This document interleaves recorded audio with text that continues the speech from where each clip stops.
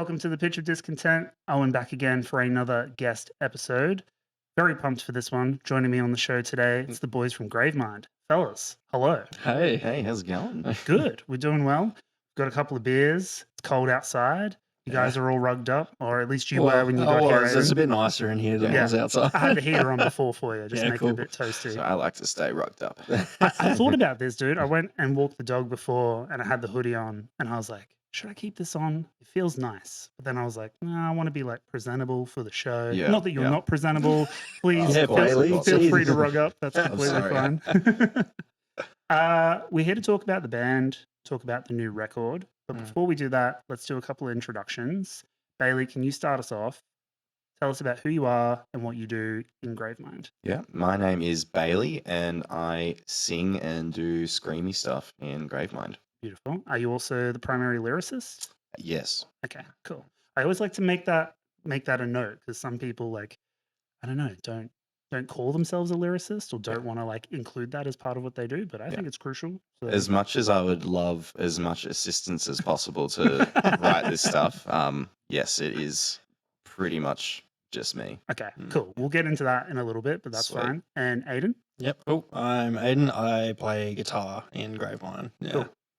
I'm one of the three. OG members. Well, I've been here since like day one, since we kind of started it. And one of three guitarists. Yeah. And Are you like a principal songwriter as well? I'm not. Damon, one of our other guitarists, is like the primary songwriter behind it all. I mean, like, over the years, it's changed a lot. And, we'll sit in with him and we'll say, like, why don't you try this? But he's just got a crazy, strong, like, songwriting brain. There's usually always one. Yeah, There's like one person who's like the inspiration person, and then everyone else can kind of just like dip in and out. Yes, that is good, or that is not good. Change that. Yeah.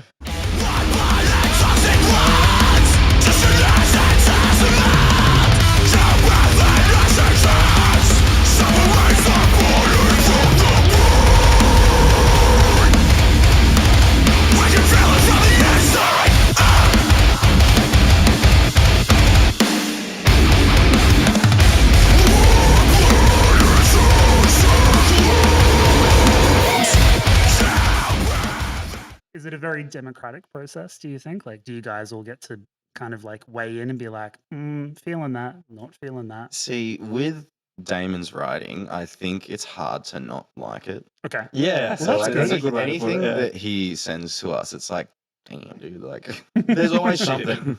And he's a pretty good at just self-assessing like his own work. Right. I feel like he'll send you something that sounds sick. Yeah.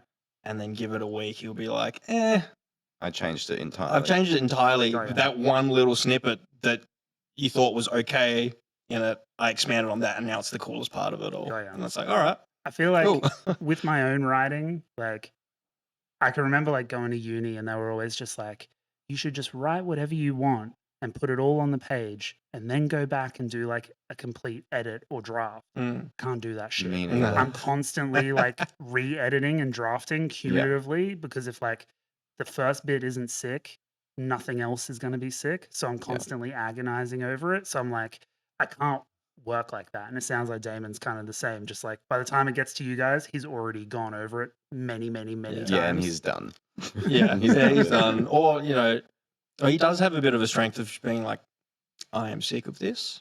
I hate hearing this. I'm just going to start from scratch on something entirely different. And just then that blows it out of the water. And you're like, oh, okay. Yeah. Well, this is a perfect segue to talk about the new record. So it's been 5 years since the debut album. Probably due to a global pandemic that you had no control over. A bit of that, a bit of some other things, So I guess to kick things off, when people see this episode, the album will be out. So beautiful. I hope everyone loves it. It's sick. It's Me great. too. Congratulations. Yeah, thank you. Talk to me a little bit about the, I guess, time when you started writing the record to now. Because I imagine it was probably a year or two at least. Well, no. So like we started writing for this pretty much like the month of or the month after Conduit released. That's like 5 years in the making. Yeah, well, actually, this was finished and all done originally in 2021. Jesus. And then we had some member changes, Right. a whole shake up, obviously losing your vocalist and changing and getting Bailey as well. We basically had to redo all of the vocals for the album. Right. Yeah. Okay. I wanted to kind of get into that, and I was thinking about that as I was listening to the record and doing prep for this. I was like, I wonder if they start fresh when Bailey comes in, or whether Bailey comes in and has to kind of like fit into an album that's already prepped. So it was the latter scenario. Yeah, correct? yeah, for sure. And What pretty. what was that like for you, Bailey? It was crazy. Like I can imagine. being presented like a fully finished instrumental album Yeah. with 10 songs on it. And it was like produced and like yeah, mixed, everything. mastered, It was and- completely yeah. done. Everything is done. Finished. So it was a lot of pressure. Yeah, I can imagine. To just completely rewrite all but one of the songs. One of the songs had to stay just for the sake of Right. Jamie's feature, Gotcha. because Jamie's feature is like half the song. But yeah, it was insane. Like jumping from like not really writing that much or not really doing anything to having to write 10 full songs as fast as I can, because like, these guys have been sitting on it for Forever. years now already. Yeah. And they're just waiting for me to do my thing. Mm. And it takes a lot of time. So, okay, here's a question. Do you listen to the record with the original vocals? Or are you like, I can't do that because I don't want to buy any of the shit that's already been done. I want to go on my own. So the first time I listened to like the old version was after I'd completely done Right. all of my parts. Was that kind of like a conscious choice that you made? Yeah. Definitely. We only sent you instrumentals to begin with anyway. That's probably wise, I think. Yeah. And for you, Aden, and the other guys in the band, was that like a discussion that you guys had on like, we want him to kind of like approach it clean slate, see what he can do, that sort of thing? Yeah, and it was kind of like, we had Deathtouch during the vocal auditions, and we gave that to him, and that's kind of ended up how it was when it released. Yeah, like, almost the same. Yeah, almost exactly. And so, we took that because we sent him that without any vocals on it. And we were like, well, he already crushed it with this one. Yeah. We want to see where he goes with this. And we don't want, like, there was a bit of fear of if we give him the album as is with all the vocals and lyrics, maybe that's going to influence his songwriting already. And it was already great from Deathtouch. So why change? I think that's a wise decision because, like, I don't know, I guess every vocalist is different. Every lyricist is different. And you never really know, like, what kind of subconscious influence you might take from something that's already there. So, like, best to not even give yourself the option of having that undue influence. Yeah, exactly. When I finally did get my hands on it, I purposely, like, put it away just so that I didn't have any temptation. I just didn't want to know. Yeah. So then, okay, follow-up question. When you finished tracking the record and that part was done, and you went back and you listened to the original vocals for the record, what was that like? Because you would have just spent, I don't know how long, agonizing over your own version. I guess it would be like mirrored for these guys hearing like my version of the album versus me hearing the old album. They've heard it like, twice. Yeah, exactly. Twice through. It was it's got like it was pretty good, man. Yeah. Like it was. I'm glad that I was able to meet the standard that the album was already at. Were you already a fan of the band like before coming in? Not really, actually. Okay, interesting. I knew like Lifelike. Okay. And Death of Taolia, but prior to that, I've like played shows with Gravemind before. I think like ages ago. Yeah. Don't you remember, dude? Very long time ago. Whoops. But yeah, I think I never properly gave him a chance. Okay. Just one of those things. But then when I had to like start learning the songs to play them live and like properly like analyzing the songs, it's like, whoa, like these guys are actually really good. So if you weren't like a ride or die Gravemind fan, how did you come across like the vocal audition? How did you end up being like, oh, I want to sing for them? I think just kind of being in that scene, it was very like the post reached a lot of people. Yeah. And I was just kind of like not really doing anything Just at that briefly, time. Aden, how many auditions did you have? Like, Quite a lot, and from not just in Australia. Like we had a lot, like Yeah, a wow. lot coming from the US. I remember a similar thing like when North Lane, Yeah. you know, had the auditions and Marcus eventually like became the front man. I remember that whole process and people just like posting their audition videos. And Yeah, I yeah. remember that was a whole thing. That was like a decade And that was ago. Even like I did Wild that. West kind of stuff. That was all Yeah. online first, and then like submit second. Ours was very closed door. Okay. Um, And again, I'd say that was a conscious decision, right? Like you didn't want to have to air it out Yeah. socially, just like it's like you don't. It's easier if somebody comes to you with exactly what they want to show you. okay. I feel, instead of like, say, if somebody puts it up online and we miss it, and then you find that, like, imagine if you put it up online, we missed it entirely. Yeah, but also like Deathtouch wasn't out, so it would be just Well, yeah, like Deathtouch releasing wasn't out as well. an Gotcha. unreleased instrumental. But I mean, that was only after like 2 stages of getting to like, Oh where yeah, it true. was. Because it was So first it was a Black fair Flag bit. tryout. Yeah. There's a Yeah. fair bit of like culling of a lot of it. We got some interesting ones. We've still got some with video, some not. I Yeah. have seen the list.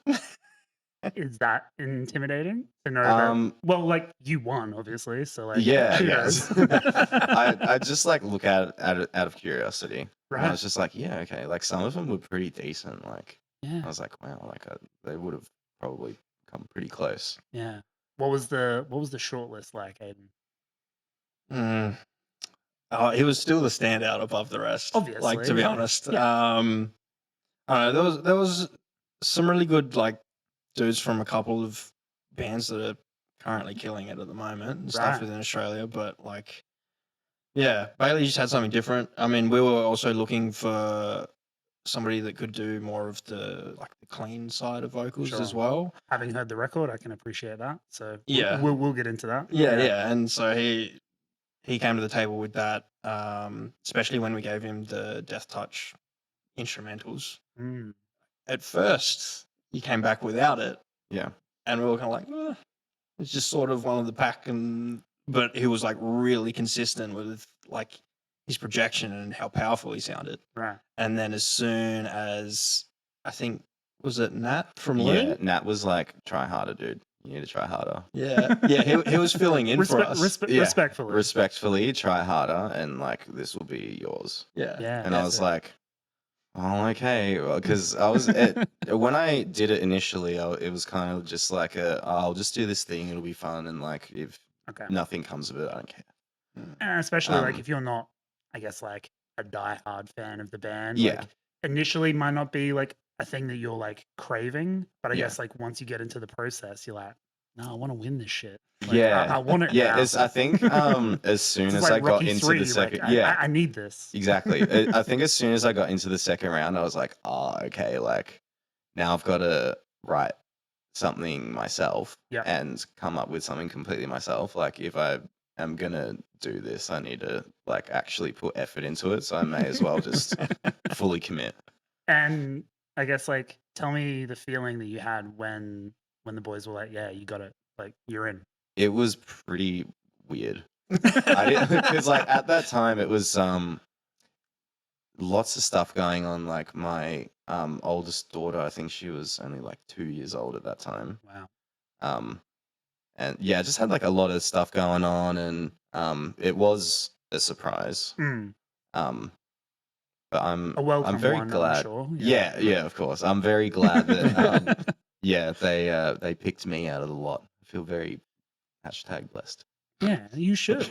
I mean, having kind of Sorry. followed the band for a while, I somehow completely missed the vocalist change until like the promos started A coming lot of through. people did. Yeah. And I was like, oh wait, is that the same guy? And then I went back and I was like reading through the like press release stuff, and I was like, oh no, they did get a new guy. Yeah. I was like, Mm. I missed that shit. From a Okay. distance, the beard and the long Yeah. hair kind Yeah. of does a lot. I saw the music videos and I was like, yeah, same Same guy. guy. Same guy. Fine. No, the record is incredible. I think Thank you. Thank you. it's definitely the best thing the band has done, in my Sick. personal opinion. All right. Talk to me about kind of the pressure that you felt, both of you, to to work on that record and to get it out? Because I mean, it is the follow up to the debut. So many years between them, new members. Like Aden, kick us off. Like, what's that feeling been like? Hard, like really In a hard. word, Yeah, because like I said before, the original record was meant to release like only a couple years after Conduit. Yeah. To kind and of keep that momentum going and kind of build it up. Yeah. up until that point, we'd had a new release of music every year since we started. Whether it be ambitious kind of whether it be an EP and then 1 year single EP, single album. Yeah. And we're like, cool, we're gonna take 2020 off and we're gonna work on this like next body of work. Good move. Yeah, and then it was like, oh, okay. But like 2020 was meant to be that year of we're gonna push the touring side of things as hard as possible. And we were on tour doing Northlane's regional Alien tour. Yep. At the beginning of 2020, and we announced our first Europe tour on that. Like, and that was with Fit for a King, Silent Planet, and Gideon. Damn. And so we're what like, could have been. Yeah, we're like, wow. Gosh. And then I don't know, like 2-3 weeks after we got back from that tour, it was when the lockdowns like started. So that pushed it back, and we're like, fine, we're going to take this time just to really work and hone this album. And then when it was done, ready to release, so we were so close as to like, I have a test press of the original album on vinyl. And it was like, shit, we've gone through all this lockdown, we spent all this time and effort and money to do it. Hopefully people are still interested after we've all been locked inside. Yep. And then with all the member changes and now coming to a head like 3 years later after that. Yeah. It's just like, oh shit. Well, as of now, it's what, like nearly just over 2 weeks until the album's out. Something like that. And it's like, while I'm super stoked for it, it's been really difficult, and like just to keep pushing through setback after setback kind of thing to get to this point. That while it's exciting, it's also kind of I'm keen to have the weight of it off. Yeah, I can and have it imagine. out there. Yeah. And Bailey, for you, like your debut for the band is Deathtouch in 2022. Yes. So even now, that's a couple of years gone Yeah, by. that's So, like, insane to me. What does it feel like for you stepping into the band, having to fill that role, and now be a part of Introsphere? I think, well, things that I've been hearing from people is mainly positive. Okay. I I certainly haven't seen anything negative. So Yeah. There's been no negative comments on anything. I think just it being so monumental and it being a first album for me to have worked on. Yeah. I think, for me having to wait like however long I've had to wait for these tracks to come out, I can't imagine like what these guys feel, but like I'm excited to get it out because I think with the singles that are out, still the rest of the songs, like they all have these moments that are really like. We were talking about this before we, officially kicked off the pod, but my favorite tracks on the record are definitely the deep cuts and the non singles. Yeah, singles are great. Yeah, but like, and that's a sign of a good record when like the singles are so strong, and that's why they're singles. But then there's like even better shit tucked away on the side B of the record and stuff. That's relieving to hear. Yeah, I mean that's how I feel. So I guess by now people will have heard the record, so they'll probably be able to make up their own minds. But there's definitely tracks on there that people haven't heard yet as of time of recording that I think they'll be very, very stoked on. And they'll have another single too. Oh. By then. Yeah. Well, yeah. Yeah, it's by then or around. It's after the album now. Yeah. Not in the long future. after. In the future. What's the single? It's the Mick Gordon track, Fail State. Yeah, Yeah, sick. yeah. Do you have like a video, a visualizer or something? We for it? don't. We not yet. We finished shooting on Saturday. Okay. Yeah, Yes. so just finished shooting, and he is involved as well, Fuck yeah. which is pretty cool. That's sick. He was super stoked to like be involved in any way he could. Yeah. I was doing a little bit of just like research on him. I had no idea he was Australian. Yeah, Yeah. man. Like I met He's in him Brisbane. at a Frontiera gig in Brisbane that I went to just He randomly. was born in Mackay. Yeah, Like of all fucking places. shit's insane. I was reading his Wikipedia and I was like, surely that's a troll, right? Like he's not only Australian, he's from fucking North Queensland. Yeah, man. Weird. But Super, yeah, cool super guy. nice guy, super Yeah. down to earth. Yeah, Yeah. sick. We'll get into that in a little bit.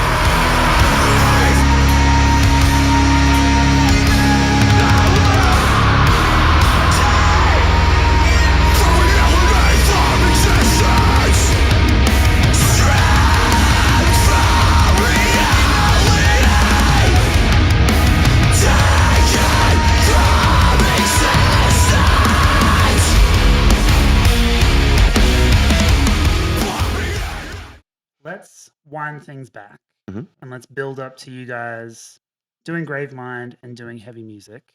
So, Bailey, I'll start with you. Yeah. What was your kind of childhood like and your first kind of memory of music in your household? That'd be definitely from my mum. Okay. She was very much a get up in the morning and Put on a like record. put shit on and just blast it while we cleaned. What are we talking? What's the It'd cleaning be record? it'd be like Guns N' Roses or Offspring, My Chemical Romance. Ooh, Oh, damn. Best band of all time, My Chemical Romance, in my Oh, that's opinion. Crazy. that's a big call. That's my top number one best band of all time is My Chem. dope. I have like a similar kind of thing. Like my dad is American Mhm. and he's lived in Australia like since he was a teenager, but he's a farmer and would work like 16-hour days. Not a very musical person. Yeah. Listens to like Mm. country music and that's pretty much it. But I Mhm. just remember distinctly that like he had this big fucking record player and like 4 records. Yeah. And one of the records was the Top Gun soundtrack. And that was Nice. always like the Sunday morning bacon and eggs, Yeah, pancakes sick. music. Hell yeah. It's like seared, Freedom. It's seared into my brain. I've got a copy upstairs. Like so fucking sick. So Yeah, Guns mad. N' Roses, My Chem. That's Yeah, pretty, Def good. Leppard was another one. Just very like a lot of Sick. hair metal. Okay. It did a bit of Metallica as well. So I think just like from there, already just being brought up in that alternative Yeah. rock metal I mean, you kind got a of head style. start on Like, most people. yeah, so exactly. That's great. What about you, Aiden? What were you listening to? Oh god. Early stuff. I mean, like if my dad ever talked about music or put music on, it was probably like Pink Floyd Okay. and Bob Dylan. Sick. A bit of Jimi Hendrix, stuff like that. Cool. Oh god. Did that influence you getting into guitar as a kid, I'm assuming? Not heaps. It was more so like AC/DC. Yeah, Ah, AC/DC was one that kind of went around a fair bit. So that was a big thing. Like all just typical old school like rock riffs. Yeah. It was sick. I mean, it's kind of undeniable. Like, Yeah. you don't even really need to be like a rock person, but like, you know those riffs. Oh, Yeah. yeah. You know those songs. They're just great 100%. songs. They bang. It's like the Beatles. Like, you don't have to like the Beatles, but it's the fucking Beatles. It is the Beatles. Yeah. Yeah. Aiden, when did you start with guitar? When did you start like playing music? So I'd had like first instrument I ever learnt was saxophone. And Nice. I did that for a few years when I was Are we in gonna like get a Yeah, feature what the or a hell? program- Are we program going- Oh, record? it's been a long time Jeez. since I've touched one, and I was not that good. So, like, but I did it for like 3 or 4 years. Wow. Definitely when I was worth younger. a feature on the album. Absolutely. Everything is better with sax. Yeah, Everything. I Everything. agree. I agree. Tesseract know how to use the saxophone Yeah. in their music. Yeah, no. So it was like saxophone at first, and then I had some like guitar lessons when I was in primary school, but never really stuck because I just wasn't that music centric. I Okay. guess when I was super young, outside of like sax, that school band kind of Sure. stuff. And then it wasn't until me and my mates got into Guitar Hero, Ah. and specifically Guitar Hero 3 Oh, sort of Yeah. like kicked it off. Yeah, and dude. a mate that I had met, who's like now still one of my best friends, I met him through some other friends, and he actually played guitar. Yeah. And I just thought it was sort of insane that somebody could do that. And then watching him just do it in front of me, it was like, oh, it's possible. It's like the game. Yeah, but no real. shit. Yeah, and It's real then life. my mum's friend, her son was like in his 20s, mid-20s, and he super like metalhead, guitar nut, Sick. super into like Soulfly and like Carcass and Hell yeah. like real heavy, like old school sort of stuff. And then he just had guitars everywhere. Like he had a couple SGs and like half stacks and stuff, couple amps. So I just ended up going over there and I bought like a parts guitar off of him that his friend had built, and he gave me this really shitty tiny Gorilla amp Beautiful. with a Boss distortion pedal. Excellent. And he just sent me, it would stop working, and you just have to bash it until it would start working again. Incredible. And That improves the sound. yeah, Obviously. exactly. Yeah. You know, it's got heart to it. Like so, and then just went from there. I'm just learning like guitar riffs and stuff through him. Bailey, what about you? Were you singing in choir as like a kid? No, Or what's your musical I vocalist think journey? My Chemical Romance. I'm sorry, this might be getting. No, please.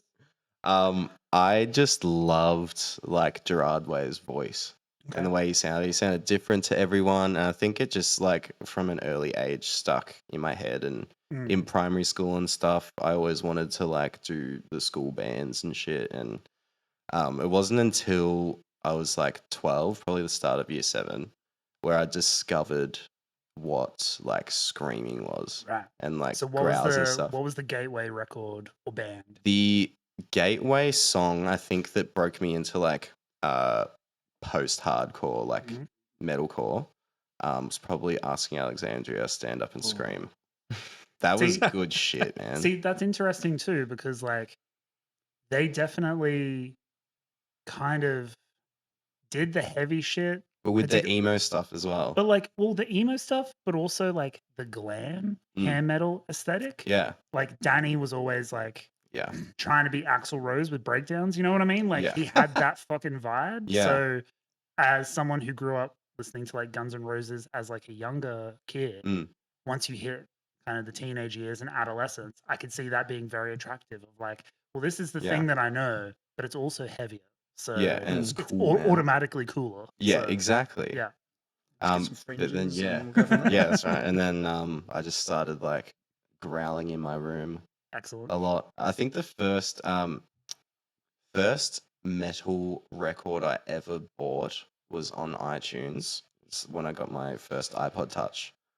I thought it was very cool. I got the We Came as Romans Dreams EP. Okay.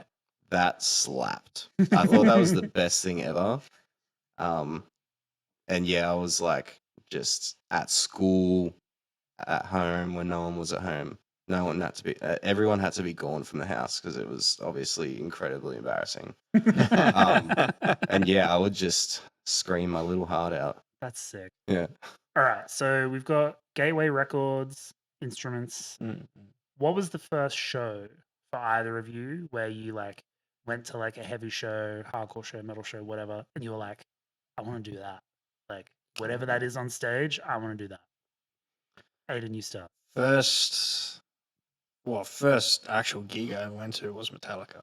Oh, so like, because I grew up in Tassie. Right. Okay. Whereabouts? In a town called Launceston. Oh. Yeah. Lonnie. Yeah. Good place. Yeah. Cold. Cold. Yeah. So I grew up in like this kind of.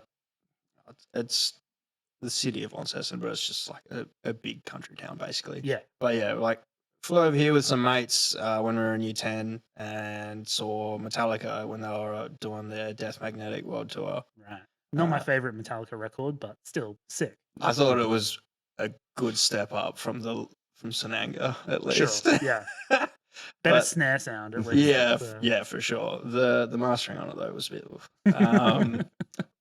but yeah, so that and the Baroness and Lamb of God opened for them. And Lamb of God was like one of my favorite bands at that time as well. And they would have been in like their prime too. That was sick. That was so sick. I love Hell Baroness yeah. too. I can remember that tour They were actually, good and being live. like weird for them to kind of open that, Mm. but still like incredible band. So Yeah. yeah, what a hell of a lineup. But yeah, that was the first show, and definitely the first of like, wow, that's sick to do. The thing that actually made me want to play shows though was the Black Dahlia Murder DVD, Ah, Majesty. Yeah, that shit was so sick. Like them on tour, I was just like, wow, they seem like they're having a sick time. They Yeah, they're it's like such a good time. they're like that party kind of band. Like Yeah. I remember that DVD. Like they just made, being brutal fun. Yeah. Like they were just like a couple of fucking guys dicking around, but also just slaying Yeah, every yeah. night. Incredible. All right, what about you, Bailey? What was the first like gig? The first concert I ever went to was Pushover in Okay. 2012. It was like a festival at Abbotsford Convent, Right, and Parkway was the headline. go. That was the Sick. first concert I ever went to, and the first band that I ever saw live was Boris the Blade. Wow. Yeah. Fuck. This was What an intro. I think this was prior to Carl To being Carl in the being band, in Boris actually. the Blade. Yeah, which is so weird. Okay. They were incredible when they Sick. played. They were Hell so heavy because it was like the Raised by Wolves like Sick. first EP shit. It was so good. And then like Northlane were playing as well. Oh. Tonight Alive. Yeah, and Parkway. That was like, yeah, I think like this is the music that I really like. I think that like solidified it, and then probably like going to local shows Yeah. made me kind of like look at them and be like, wow, like that's pretty fucking sick. And like watching Parkway DVDs, and like I got addicted at one point to just watching or trying to find like studio diaries and like tour vlogs and stuff because I love that stuff.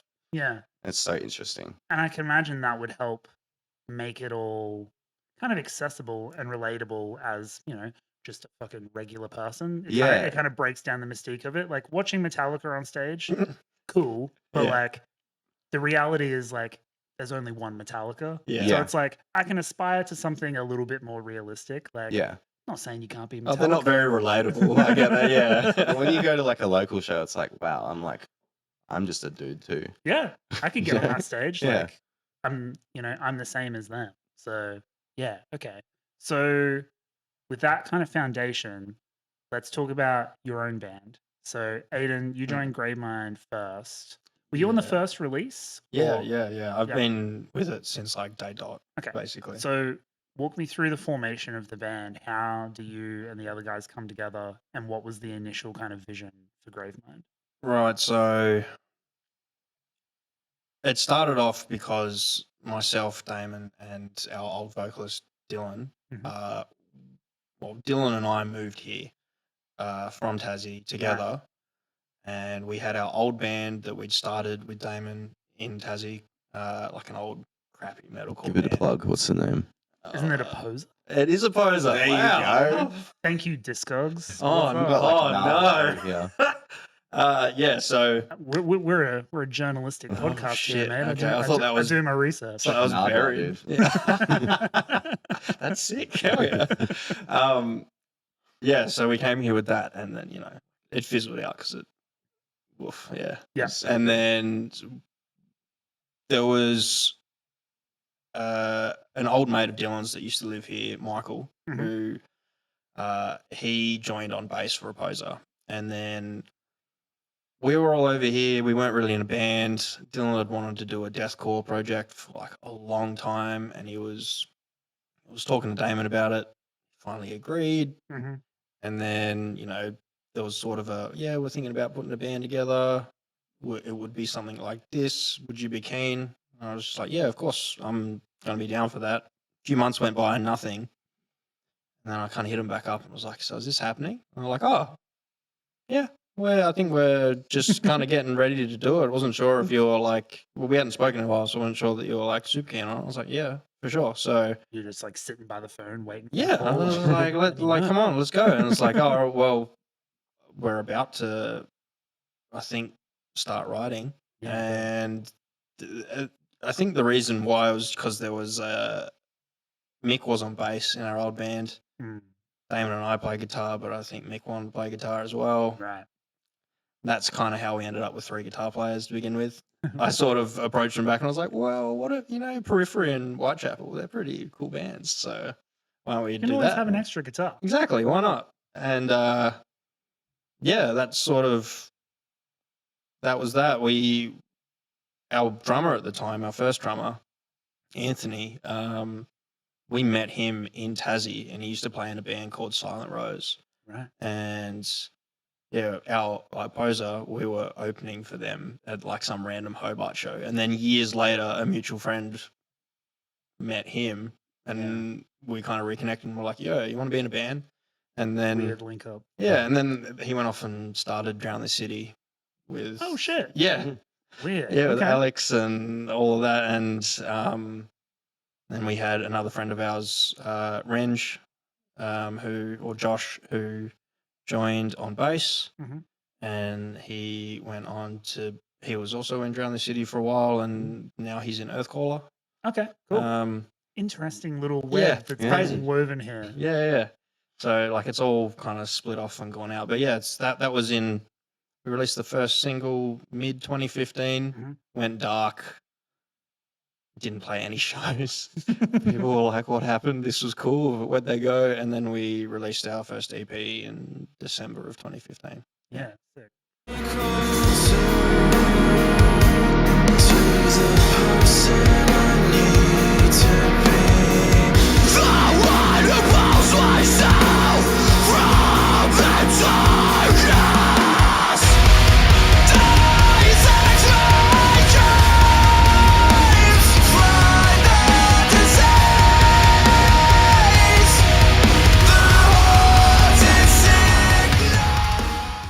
And then, Bailey, for you, were you in any bands or projects prior to being in Gravemind? Yes, I have been in a couple. My first, I guess, serious one would have been Bury the Kings. Mhm. We weren't around for too long and we didn't get too big or anything. Yeah. We got to do one tour and that was like when we were all fresh 18. Beautiful. So that was great pretty age sick. to get into a band and yeah, give it a exactly. crack. That's Yeah. right. Yeah. So yeah, we did that for a little bit, and then I joined Iconoclast for a couple of years, and we released a single with me on it, and then the band died, unfortunately. And I was so stoked Cool to be band. in that band. Sick Yeah, band. Sick like, band. and at that time, I was really with Bury the Kings as well. It was very like metalcore-y, Mhm. pretty lighthearted, I guess. I was really at that time like getting into like deathcore vocals and stuff. Some a bit more Yeah, intense. and to have been able to do that on that one Iconoclast track, just be like balls to the wall, heavy, Yeah. was really cool, and I was looking forward to doing more. Because Cody Brooks, shout out Cody Brooks. He is an incredible writer. He's like Damon, the Perth version of Damon, I think. Sick. He's so good, so great to work with. We're actually on the run we're doing at the end of the year within Heartswake. We've got him booked in Perth to do our sound. Yeah. Yeah, nice. Yeah, so love Cody. But yeah, just That's how I knew you yeah. from Iconoclast. Yeah. And I think I had you on Facebook prior. So like when your name popped up in the auditions, that's when I was like, oh shit, okay, cool. Iconoclast guy. I know this guy. Yeah. He's got some pipes. Yeah. And went on a few tours with Iconoclast. So Right. that was I feel like that was good to get my head around that stuff and kind of understand a bit more how Yeah. it works. So where were you at in your life when the vocal audition stuff comes up for Gravemind and you're, I guess, looking to do a new project? Had it been a few years since Iconoclast? Like, Yeah, it'd been a while. Yeah. And the longer it grew further away from when Icon ended, the more I was like, I'm just like, that part of my life is done now. I yeah, guess. because I was waiting for like more stuff and we just got busy and then it just fizzled out. But I was doing a little online project with some friends called Kaiju. Okay. You don't have to look that up if you don't want to. I will. It's part cool. of the editing process. I'll find it. Yeah, sweet. Yeah, that was fun. That was just like an online project with some friends from Sydney. Okay. Um, Still heavy or just yeah. different It stuff? was just kind of like slow beatdown deathcore, I would say, Sick. about Japanese monsters. So Excellent. yeah, We so that love was that. fun. And yeah, I just saw the audition thing and I was like, "Ooh, I'll give it a go, see what happens. Sorry, boys, gotta go." That's pretty much what happened. It was fine though. We weren't really doing much. So now we kind of come full circle to where we were at before. So you're in the band, you make the cut, you're presented with this instrumental record Mhm. in full. Yes. You've got to do the vocals, obviously, but you've also got to write your own lyrics. Yeah. Walk us through that. What's going on in your head where you're like, fuck, okay, Yeah. I won the contest. Now I got to actually like do the thing. Yeah. I think it was just a lot of mental planning and categorizing of things. Yeah. Because the way that I write songs, I'll like listen to the song a lot to kind of get familiar with the structure of it. Yep. And then when I'm writing, I'll go through each time the song like changes a section, I'll label it something. Okay. So like it might be like big chuggy breakdown Yep. opening or some shit, or like build up to big drop.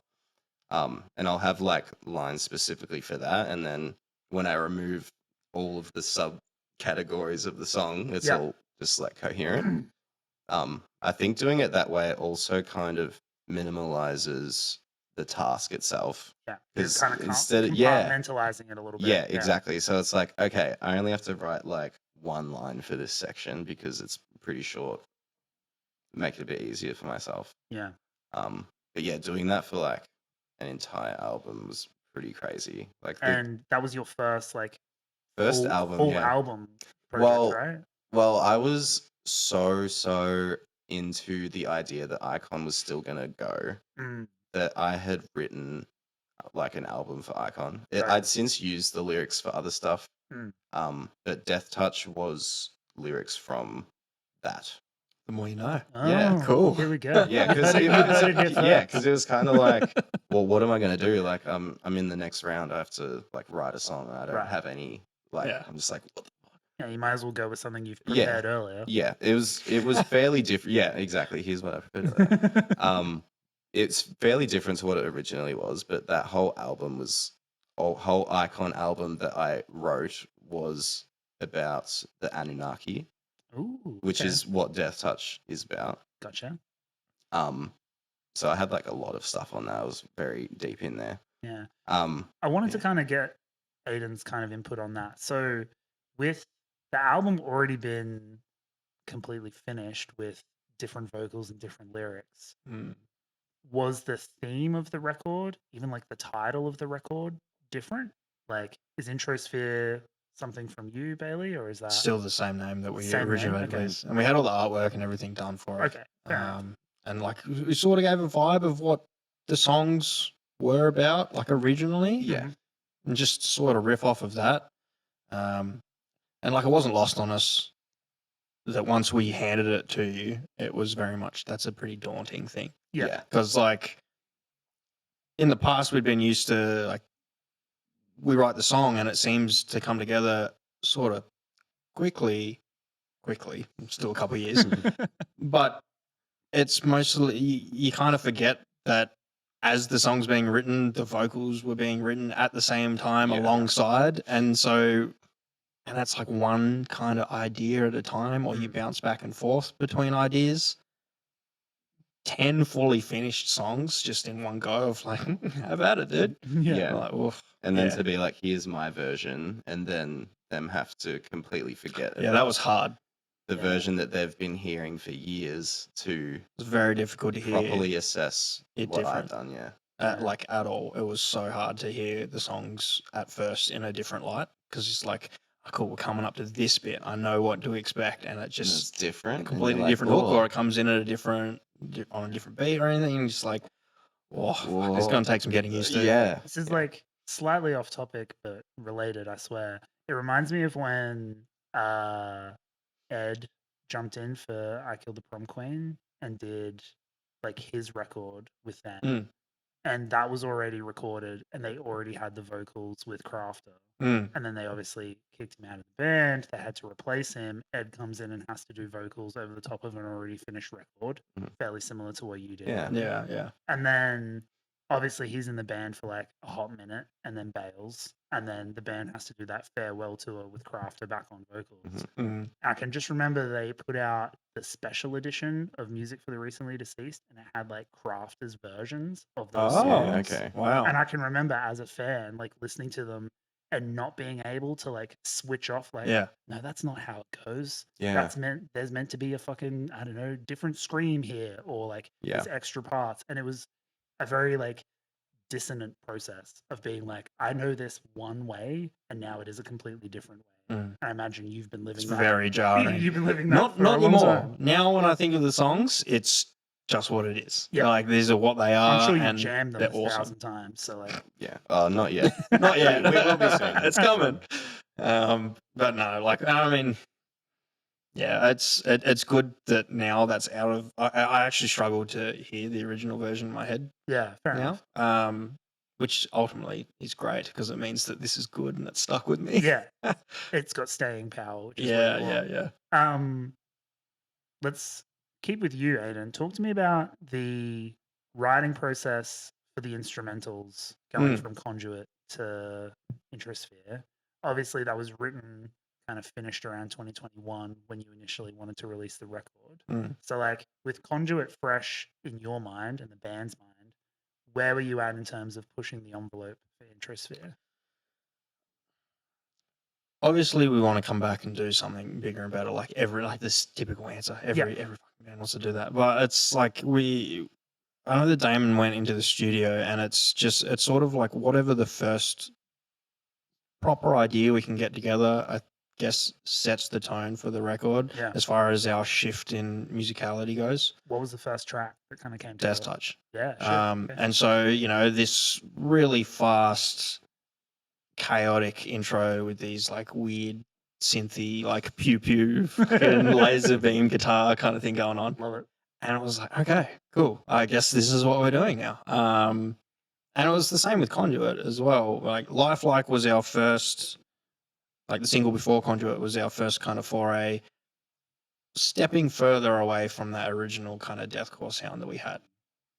And then the first track we wrote for Conduit was Vox Populi, which is very weird. It kind of wears Damon's influence from like a Veil of Maya on its sleeve, like pretty hard. Very like choppy. Yeah, sound and just like weird, kind of weird bendy riffs for just cause. So and same with Deathtouch. It was just like, look, we need to come in harder, faster.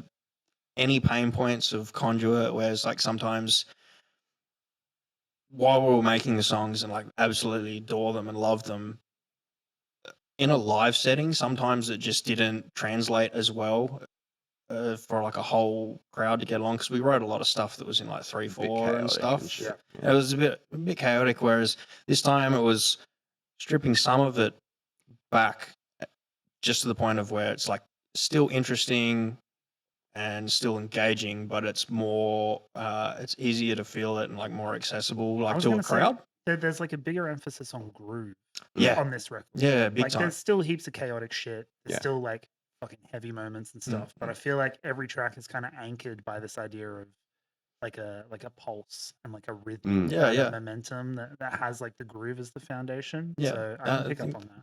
That was like a pretty purposeful choice. And we did the Conduit tour. Oh shit! When did we do it? We did that in between lockdowns and stuff like that, as we were sort of tying up the writing and like starting to put the finishing touches on songs. And I think like we could really see the reaction from the music that we had written with Conduit. That live, there were certain tracks throughout the album that didn't quite land live because it was just hard for the like somebody who's not like super musical but is really into this music.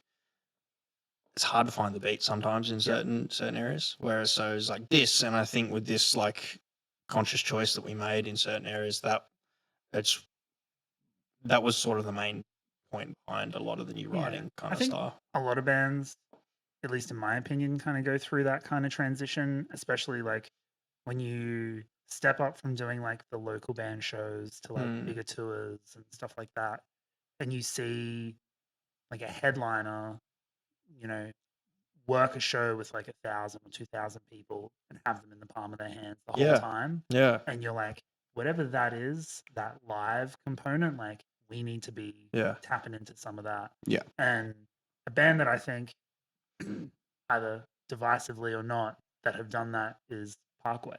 Oh yeah, And, big time. Yeah, you know, huge. as that band has progressed and gone from playing fucking the Byron PCYC to fucking arenas, their music has changed to reflect what the atmosphere of a live show is for them, which is like people in the fucking stands sitting down, and then like a whole live floor. It's like, well, we're just gonna write like some simple stuff that has the groove as the foundation. Crowd's going. That crowd is gonna fucking go for, and then we can switch it up a little bit. But like that is the anchor that we're looking for. In a similar way, I feel like you guys are kind of tapping into a bit of that. A good band, like for us personally, seeing it front and center was Northlane when we did that tour with them. Seeing them play through Alien live. Yeah. It's like very groovy record. Yeah, and it was like another sort of shift in their sound for them. Yeah. Coming from, was it Mesmer? Oh, what was the album before that? It was Node, and then there was Mesmer. I think it was Alien. Yeah.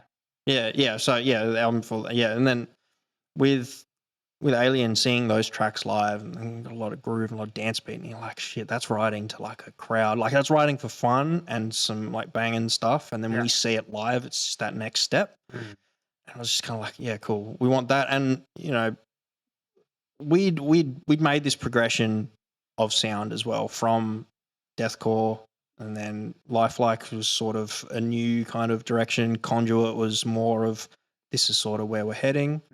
Now, Introsphere, I think, is like this. We're taking that sound from Conduit and we're like, this is the final sort of culmination of that, and we're bumping it up just a bit more. Yeah. Yeah. Bailey, for you, when you're presented with the record, what's your initial kind of reaction to hearing the whole thing instrumental without any vocals? Like, it was overwhelming. Like, it was so good. When I listened to it, just like instrumentally, I was like hooked on it. And if I wasn't a fan before, I'd immediately become a fan of this stuff because it was insane. And sifting through it all, like listening to every single song and just being like, damn, like every single song is good, man. It's weird. This like, rules.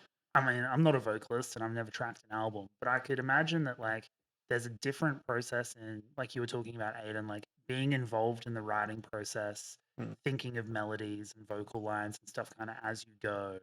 And then you jump into the studio and you already kind of have an idea of the sound of what you're doing. Whereas you're presented with something like completely finished. Yeah. So like you already have that like idealized version straight away. Exactly. So you're like, I know all of the little like bells and whistles, how everything's going to sound. Yeah. And now I just have to do me. Bit in there. That. Yeah.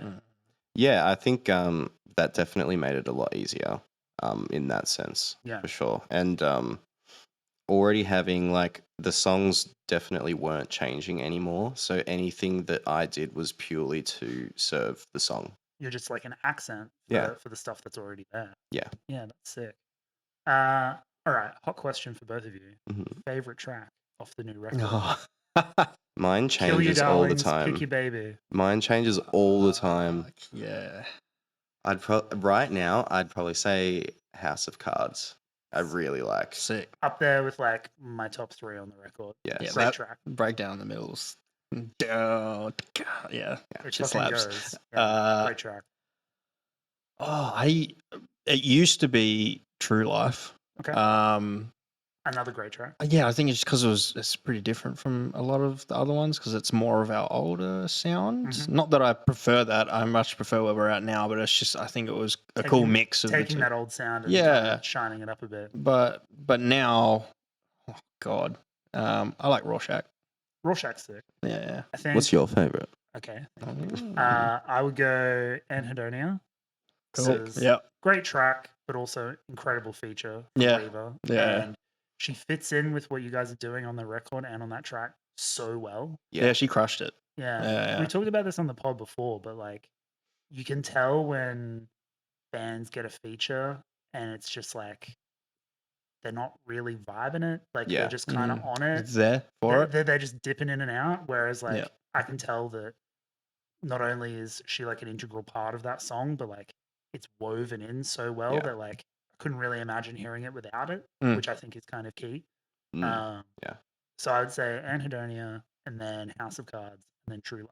So you guys have kind of already got my Yes. piece for me. So, Cool. So all the non-singles. yeah, I mean, Yeah, but we named 2 of them, so that's pretty sick. yeah, the singles are fucking good, but yeah, those deep cuts are where it's at for me. Hell yeah. Okay, let's talk about the collaborations now that we're talking about the tracks. Mhm. So, with the writing and recording process being a little bit before Bailey comes into the picture, what was it like working with Scotty from Alpha Wolf and Jeff Dunn on the production and mixing and mastering? Right. Well, we'd already had a pretty good relationship with Scotty, like over years. I mean, we knew a heap of those guys from Alpha Wolf anyway, from back in Tassie. Yeah.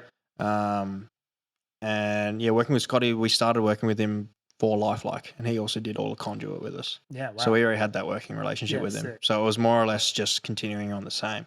Was that a conversation you guys had about like, do we go back to working with Scotty? Do Yeah. we push and go for someone else? No, it was or- like, look, Damon and Scotty had this thing that was working really well. Mm. And Damon was keen to like keep going with that. Because I mean, like we'd just come straight off of Conduit, straight into the studio again. Makes sense. Let's just kind of keep that Yeah. sort of pumping. So yeah, we went from there. And then when it came time to think about who's going to mix the record, we were thinking, it was like, well, what is something different that we could try? We've been working with Lance Prince for years. I saw he was on like the early EPs. Yeah, well, I think the Hateful one might have been one of the earliest things that he mixed. Yeah. Wow. So Oh, shit. yeah, so he'd done every one of our releases to that point, and he crushed it, and he was absolutely killing it across like all of the Australian scene. And he came like when we recorded the record, we rented out this huge like 7-bedroom Airbnb in Warrnambool. Nice. It was like a 3-story place. We turned the whole downstairs into like a studio space. One room had Scotty in it doing the vocals with Dylan and Mick and the bass. And then the other room had Lance with his whole setup in there. And we did all guitars and instrumentals with him. Like a Cribs episode. Yeah. Crazy. It was awesome. And so we spent like 2.5 weeks there. Yeah. Just tuning in and like doing all the fine details with that. And when it came to mixing it, it was just sort of like, well, we kind of want to try just a bit of a different flavor with that. And we were all really big fans of what Jeff had been doing with Make Them Suffer. And I think he did Crystal Lake as well, I believe. Yeah. And that was like a record that we were smashing heaps. So I was just kind of like, well, yeah, Let's get this guy. let's give it a crack. Why not? And couldn't be happier with it. Dude, totally. smashed it. He was awesome and really easy to work with. Yeah, like we went back and forth with him heaps, and he was like to probably a very annoying degree because we're all nitpicky. I'm sure he's used to that. Yeah. That's every band. Yeah, every yeah. artist. And so Rare to not have notes. yeah, and he was super stoked and like happy to work with it. He loved the record as well from like what he's said to us and spoken to us about it. So yeah, it was just kind of we managed to find like a good team to help us out with it all. Yeah. Yeah. Sick.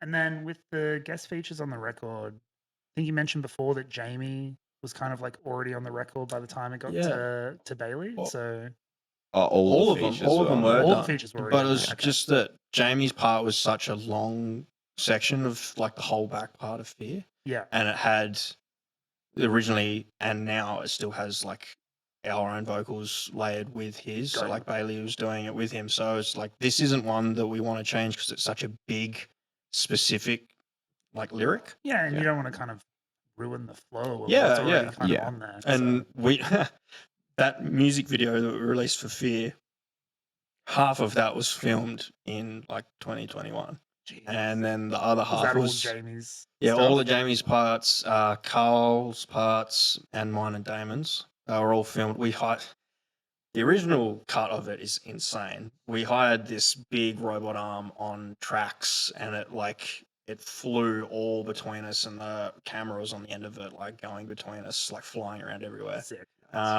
And luckily we have like some really hectic video guys in our band, Mickey and Carl, and they spliced that footage in with stuff that we did in Carl's garage like a few months ago. Nice. But DIY. yeah, and with a green screen, and all of Jamie's part was on that as well. So I was like, we want to try and salvage as much of that as we possibly can because it looked sick, and he crushed it. And he flew down for the day and helped us out with it and everything. I mean, you don't want to shelve that. You want to. Yeah, of course. We'll take advantage of it as much as we can. In a way, like that's kind of its own creative project. Like Mm. we've got this thing that we love. We obviously need to change it. How do we do that? Yeah. And doing it DIY with a green screen in your garage. Yeah. Sick. Yeah, right. That's That it. was both original videos, Terminal and Fear. Half of them were filmed like years ago, and then the other half were filmed recently. So then the other collabs on the record, Reba from Code Orange that we Mm. talked about. Mhm. How did that come about? Ugh. So originally, like the original song, we always wanted to have a female like vocalist on it. Yeah. And we hit up a few people, and she was one of the people that we kind of like we'd always had on the list, Mhm.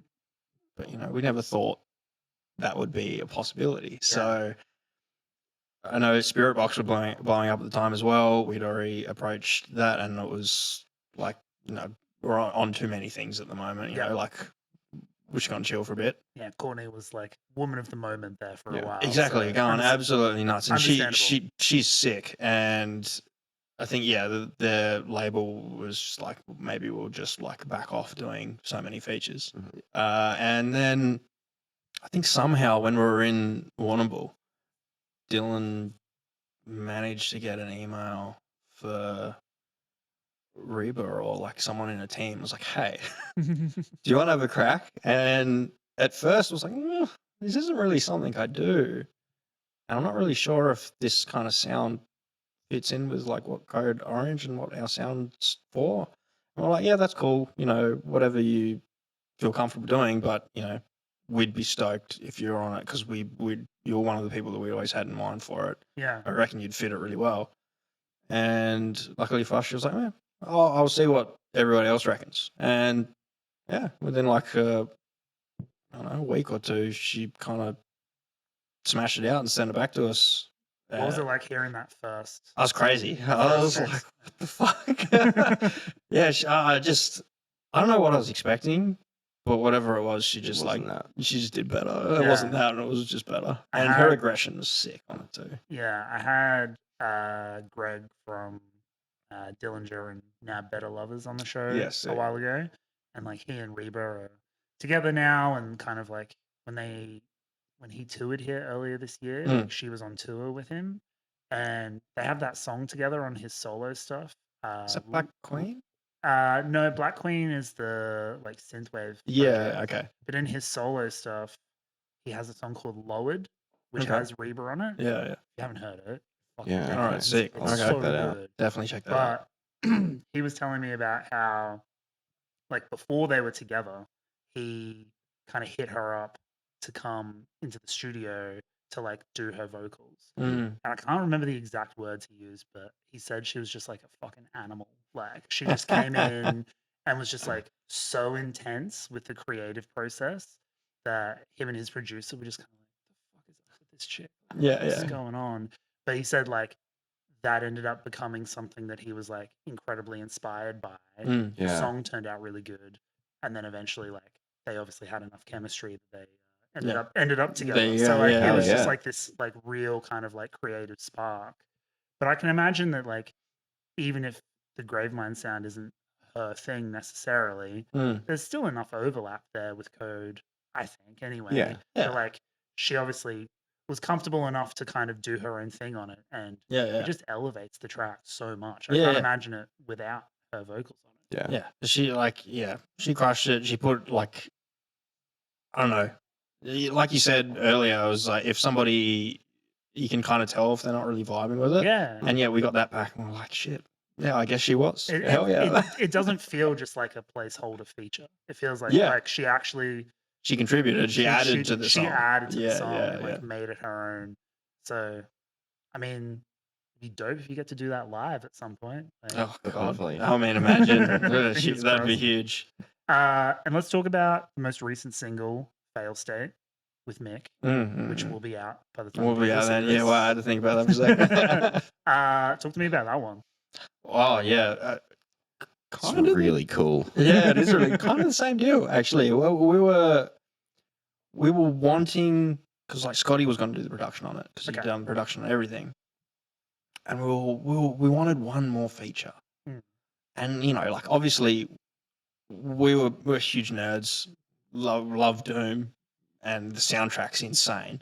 And Wolfenstein, the stuff that he'd done on that was sick as well. Just quickly, in my Wikipedia searching for research for this, found out Gravemind is like a Halo reference. Yep. Yeah. I'm not a big Halo head, but like Mm. I had to like stop when I saw that, and I was like, now the Mick Gordon thing makes a lot of sense. Yeah. Yeah. Originally, it was the name that was floating around was the Flood, which Ooh. is like one of the main bad factions of the original Halo games. Isn't there already a band called The Flood? From the Yeah, UK? yeah, I there remember was. listening to them back in the day. But And then anyway, like old member was like, "How about Gravemind?"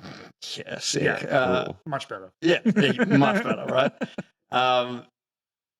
And then yeah, like we were thinking like, fuck, it would be really sick if he could do something. But we were thinking originally, we were like, oh, we'll get a vocalist or something on it. And we were hitting up a few people. I think we hit up Alex from Black Tongue. Oh wow. For the end of it, just to be like disgustingly heavy. Some demonic shit on it. Yeah, I think we were trying to hit him up, but I don't think we ever really heard much back from it. And then we were sitting there and we're like, look, he's probably way too fucking busy. The dude's the composer of Doom. Like, what do you reckon's going to happen here?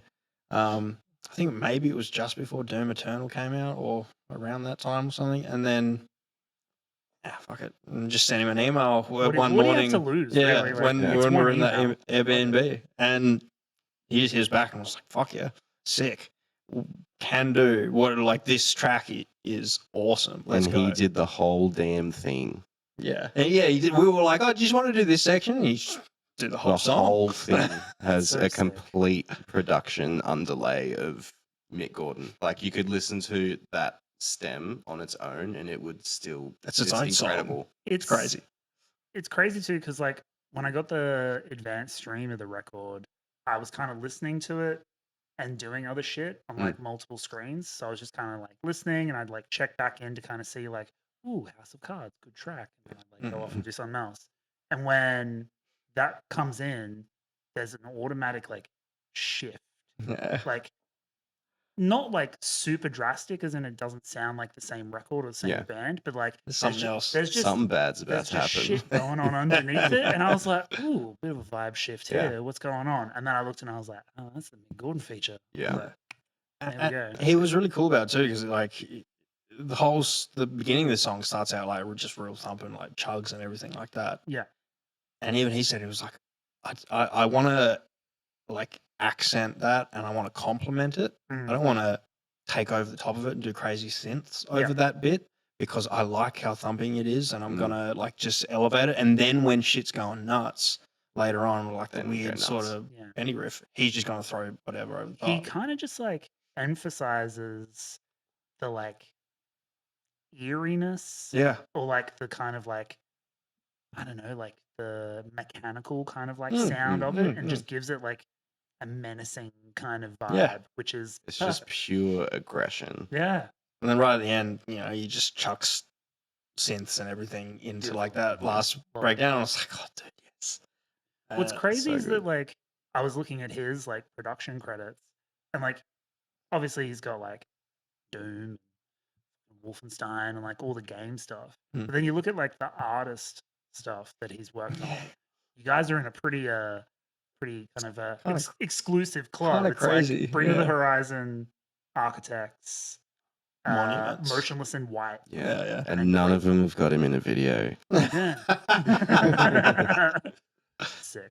Yeah. So Big it's big exciting. deal. But no, Yeah. that's awesome. And I think like as cool as another like straight vocal feature would have been, Mm. I think what he adds to that Mm. track, similar to what Reba does on hers, is like completely different. But Yeah. it does elevate the sonics Yeah. of the track so Yeah. much. Yeah, and that was the kind of cool part about getting him too. He's like you said, it's, another vocalist would be sick, but this is just something left of field, Yeah. you know, And it fits the something vibe different. of the album. Yeah. You know what Yeah, I mean? Like, yeah. it works well, like thematically with your lyrics, Bailey. Like it just works so well. Mm. So Yeah.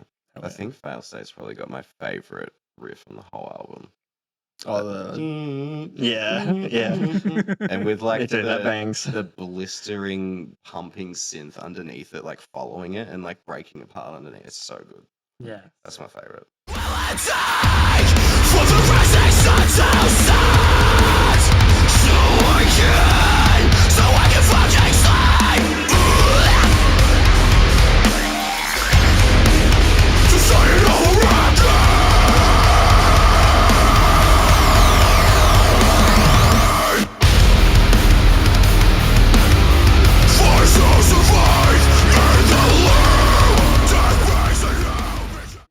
I think we're getting close to the end here.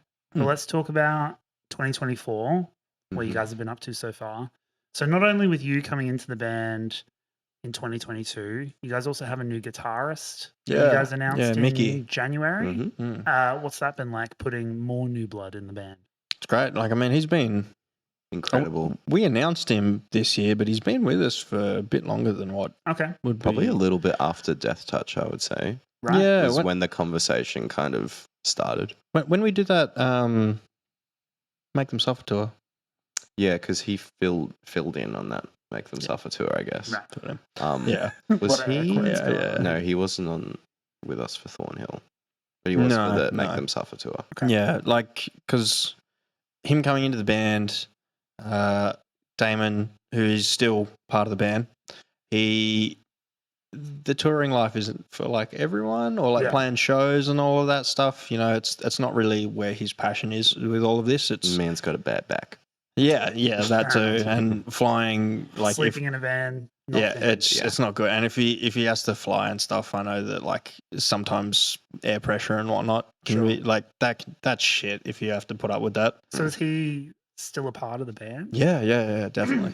Excuse me. Yeah, So is he still contributing, obviously, like the songwriting and stuff? yeah, big time. Yeah, Right. So he's just not like a live member. Yeah, yeah, pretty much. yeah. Yeah, Very much behind the scenes, kind of. Very but Will still, Putney kind of guy. Yeah. Yeah. Okay. That was sort of where a he good- wanted to head. That's Yeah. a good analog. I like that. yeah. And I mean, it leaves the door open for doing 3 guitars again, if you ever want to. Like, Yeah. throw that down. I think the logistics of that is more of a headache than what it's worth, to be honest. But no, and so from that, Carl's mate Mickey. Wow, I just said Nicky. Shit. Carl's mate Mickey. Mickey. Yeah, sorry, Mickey. Yeah, he's an incredible guitar player. He's an amazing like, creative mind, not Yeah. just musically, but with like his videography and everything that he does. He just got back from being on a Euro tour with Parkway. Oh, Oh, shit. doing- technically, when this podcast comes out, he would have also come back from the Australian leg of it. Eh? Isn't that after In Heart's Wake? I don't know. Maybe. I'll fact check that. TBD. Yeah, okay. TBD. Sure. Um, It's like pretty soon. I don't know. Yeah, but Don't worry like, about well, I know, yeah, yeah, I know, but he's he just got back from Europe with Parkway, doing like all their videography stuff, and some of those reels that he made or had a hand in making hit like 2 million views That's on crazy. Instagram. Yeah. The dude crushes it. Part of the reason why we were able to salvage a lot of those old music videos as well It's 'cause was he was there. yeah, him and Carl, like, because Carl's gotten big into the music videos and like the creative side of that. Yeah. Both of them together, both their input, it's been an incredible resource for the band Man, internally. I will say, as someone who's been doing the podcast audio only since like 2022, Yeah. and now dipping our toes in to do video and do YouTube and Yeah. do fucking reels and TikToks and all Yeah. that sort of stuff that you got to do to get people to pay attention to what you're doing. Like, it is a skill set that I like never anticipated having to learn. And Yeah. I'm by no means good at it. Yeah. I'm like teaching myself and kind of doing what I can. So like Can relate. It's I have hard. Yeah. so much respect for people who do that as their craft and Yeah. like Yeah, it's are crazy. actually like fucking good at it, because shit is not easy. And No. yeah, as an amateur, like much respect to be Yeah, able to yeah, for fucking sure. do that. So Yeah, and so like he came into the fray because Carl's known him forever, and he's like one of his best mates. yeah, I've known him for like a decent while through like mutual friends. I've just always known him as some absolute monster guitar player. yeah, So it was just kind of a no-brainer, really. Yeah, sick. And he's fit in really well. You know, he's super He's a great friendly. guy. Yeah, he's an awesome dude, and so he kind of suits the vibe of us pretty well. yeah, awesome. I was looking at the band's like Facebook and Instagram to see like what you guys have been up to, and I guess like in the build up to the album, not a great deal, Not a whole lot. but you did headline Perish Fest. Yeah. Talk to me about that. What was that like? That was super fun. Yeah, it was sick. I think all of the bands that were there, like a lot of them came from other states and stuff, and like they were all like bands full of people that we knew and were friends with and everything. Big Mates and, Fest. yeah. And it was a pretty decent turnout as well. Yeah. We've got a clip of it that I've been pestering everyone about releasing. That I worked very hard on. I'm trying to. It's only got one angle. That's the reason. It's got 3 angles now. Okay. I've been working on it a lot. Okay. And it sounds pretty cool and it looks cool. And Cool. hopefully this is the big push, guys that aren't mean, here. I really want to release it. Look, so Bailey, if you want to give it to me, I will just put it in the video. yeah, let's just do that. that works. Special on the Patreon. Yeah, Here's a fuck it. special clip. I'll do Hell it. yeah, I'll do it. hell I yeah. don't care. That works. That sounds dope. Sick. Hell yeah. Yeah, cool. Yeah, I'm for guys, that. let me do it, please. Yeah, our social media, I guess, it's hard. Like it's pretty. Dude, it's it's a difficult. crazy game. It sucks, and we're not sort of. A heap of us aren't that minded. We're just like. We We're all got kind of hermits to our own degree a little yeah, bit. kind of like nerds that just want to write music and have like and play songs and it be a good time. And so, like, definitely the social media side of things. After we've had our member changes, we lost the person that was big on that, Right. and so it's been hard for us to sort of get into the groove of doing that and like learn that landscape. Because, like you said, it's like it's a pretty unique kind of skill I'm set. a 35-year-old man trying to post TikToks. Like, Yeah, I get it. it's hard. Shit's rough. Yeah. Like, Yeah, it's brutal. I totally get it. It's but- definitely been a team effort. Yeah, it's become a lot more collaborative, but you know, sometimes we're just like, oh shit, we should post something. Yeah, sometimes it can be hard when you're like, oh, I feel the need to like, we need to post something like right now, and then like get everyone's approval before posting it.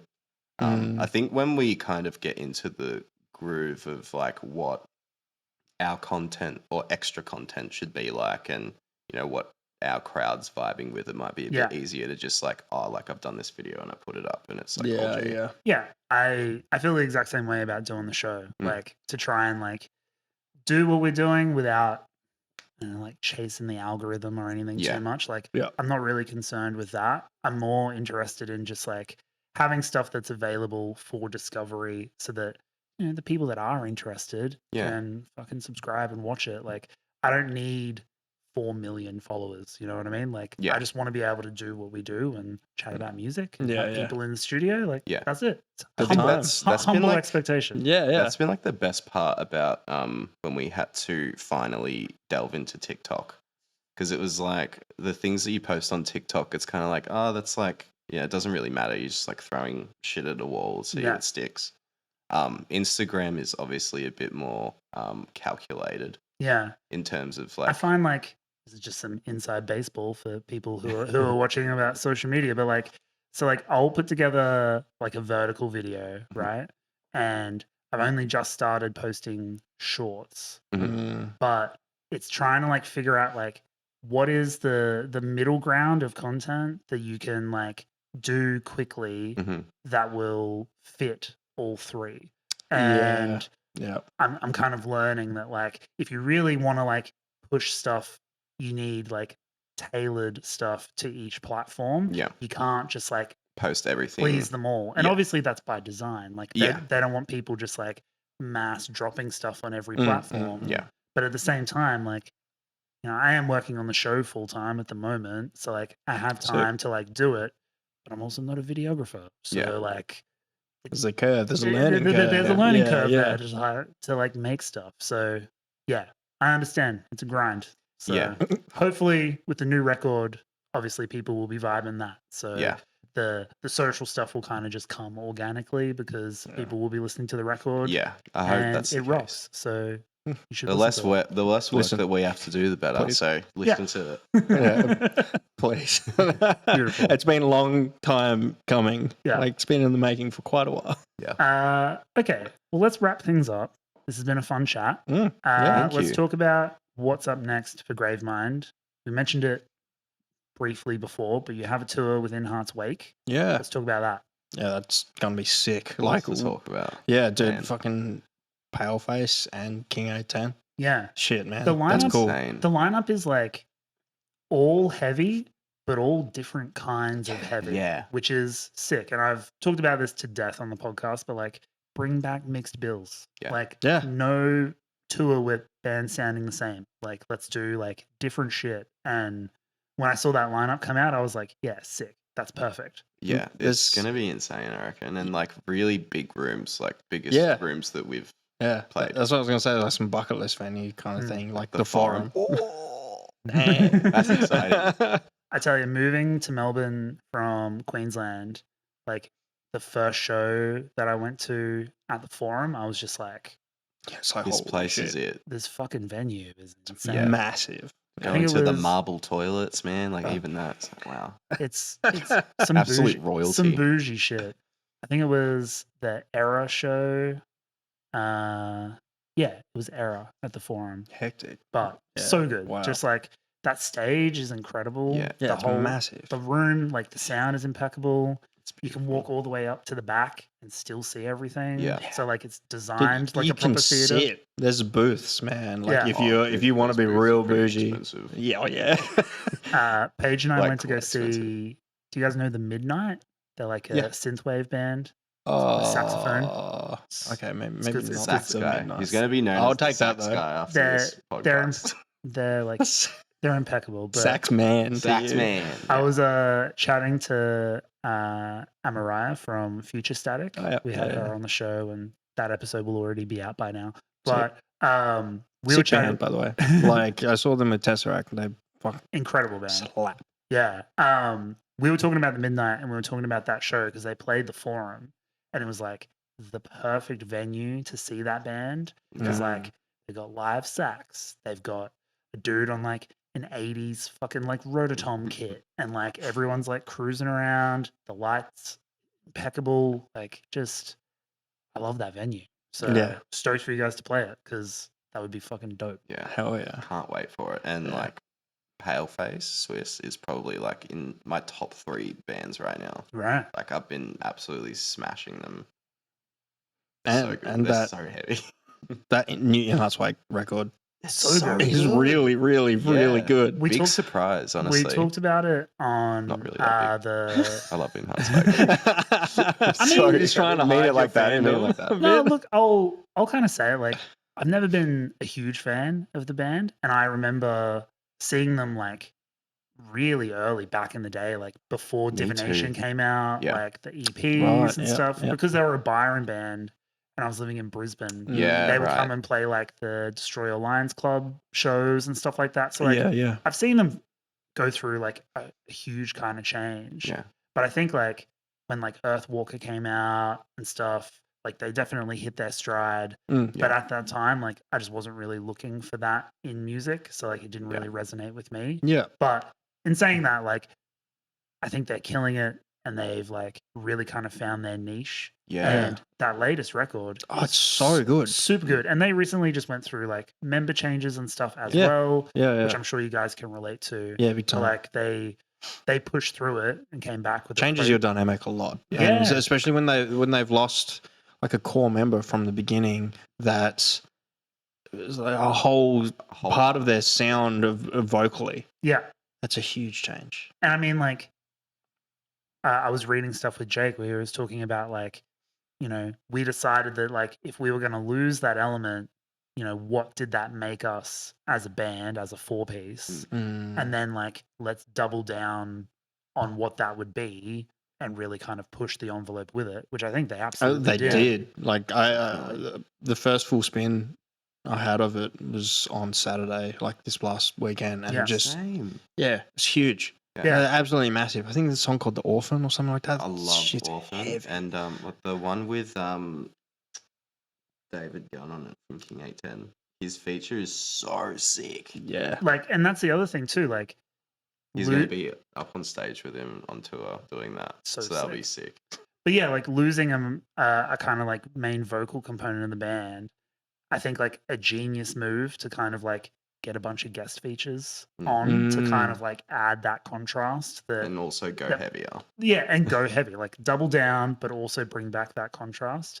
Yeah, I think that's a great record, and I said it on the pod. It's probably my favorite In Heart's Wake record. Yeah, I think. Yeah, it's really. I think that's actually pretty fair call. I It's still the one that rate- clicked with me like straight away. I rate their first EP so hard though. EP. Yeah. Oh, I don't think The I've heard EP that before one. Divination. Oh damn. That ruled. Yeah. The Night is for Haunting. Is that the song? I think that's it. Yeah. That I've got song no idea. slaps, dude. My first knowing of them is Divination. I love that record. I just remember like I used to DJ at the Destroyer Lines Club in Brisbane, and I remember they played, I want to say like a Halloween show or like a public holiday show, and they did a cover of Unearth's Endless, and I can just remember like being very stoked on that because like I love Unearth and I love that song, and I was like, they're actually doing this justice. I was like, not a big fan of the band, but they're fucking killing this. Yeah, so like, crushing I'm this. into this. Respect. Respect. Right? Respect.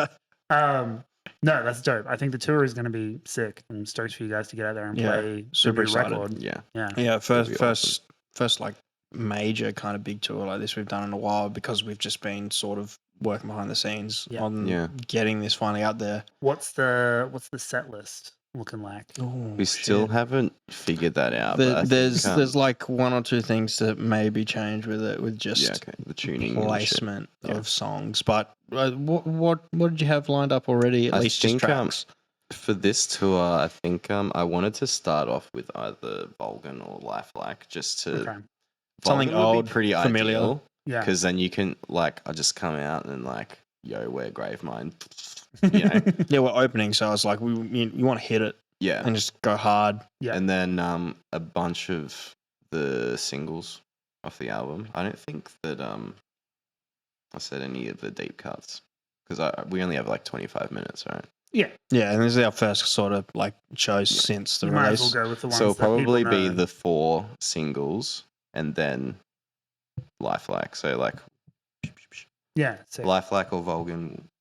That was my idea at least. I don't know how it's going to work logistically with like figuring out gaps in the middle and for tuning and stuff, because the old songs are in a different tuning to the new songs. Sort of, yeah. The joys of guitar. For you, Aden, are you stoked to be able to just like play the songs that have been I've percolating in your brain for like fucking 3 some of these years? riffs are the coolest riffs that we have, and we've been sitting on them for years. And so just like you said, the riff at the end of Fail State, like the dude, I'm so keen to see how that goes live. That and just the breakdowns with them. I'm keen to play Aloy for the first time live, because that's a different track for us. Okay. It's like we haven't had that much, I guess, like emotion and I will say fun stuff. of the singles, that's the one that really kind of made me take notice. And I was like, Right. ooh, It's Yeah. very different. Very very different for us. different, Yeah. but super sick. And Yeah, like thank you. Cool. the placement on the album too, I think is like kind of interesting. Like having it Yeah, 'cause towards it goes towards what? the back. From Aloy into fail state. No, from Aden into Fear. Oh, yeah, into Fear. Yeah. Sorry. 2 F's. Yeah. Forgive them. Yeah. Yeah, from our first kind of time going in that sort of direction with the softer, cleaner vocals, even though there's some pretty heavy stuff at the front end, straight into our shortest, fastest, like most aggressive kind of song on the A album. genius move. Yeah, Like, it's like fucking why not? I don't know. Yeah. I'm a big fan. I've talked about this to death on the pod too, but like album sequencing is like a lost art that I Yeah. feel like so many bands like don't put value in, or just like it's like an afterthought. Yeah. And they'll front load a record with like all of the singles. Mhm. And then, Yeah, and it's I love that difficult shit. to get to the end. and then the side B In and out. is like the filler, and then you're Yep. just kind of like, well, what's the fucking point of that? Like, you Yeah, should have yeah. just dropped an EP or something. Like, Yeah. you know, like I'm a big playlist guy. The whole show started as like a playlist Yeah. podcast. Mm. So like, you know, I take that very seriously when you're like trying to like figure out like, how do I start? How do I amp things up? Yeah. Where do we put in the lull? Where do you kind of give everyone a breather? How do you amp up again? How do you finish? Like, yeah. you guys know this, like building a set is exactly the same kind Yeah, of thing. yeah. Yeah, But like that's right. doing that on an album like can really change the feel, the listening experience. So like I just thought it was a good move. Like, Yeah. as I was working through the album, I And was that, just that was a choice, like a specific choice we made, because we were like, look, these are gonna be some singles, and we think that while we think the rest of the tracks like hold their own stuff, we want to give people a reason to listen towards the end of the album I think and that's important. keep it there. Yeah. Yeah. I know And- like the streaming era has kind of like, for some people, kind of like destroyed Albums. the importance of an Yeah. album, and like Just destroyed music.